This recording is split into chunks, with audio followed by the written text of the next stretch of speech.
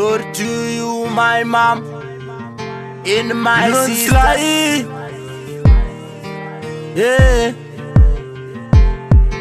I have got tears in my eyes. Yeah, ndinoda kubvunza kuti sei makatora baba vangu, ndinoda kubvunza sei makaomesera mai vangu, ndinoda kubvunza kuti sei makatora baba vangu,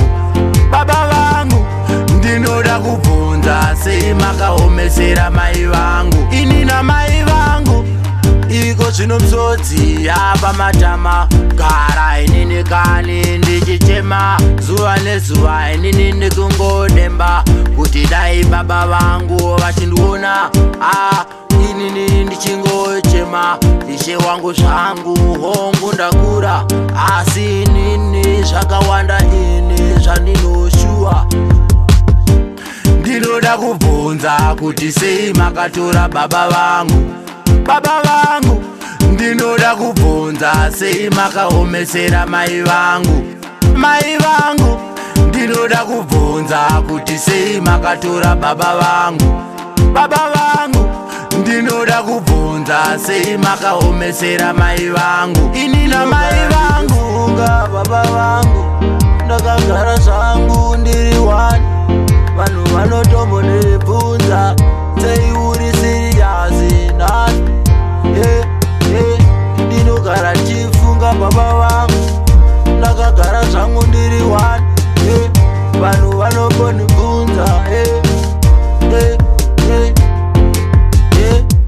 Ndinoda kubvunza kuti sei makatora baba vangu, ndinoda kubvunza sei makaomesera mai vangu,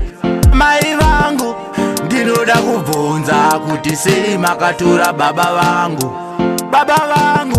ndinoda kubvunza sei makaomesera mai vangu. Ini namai vangu ndinogara ndichifunga, ini baba vangu sei vakandisiya ini ndiri wani nehanzvadzi dzangu.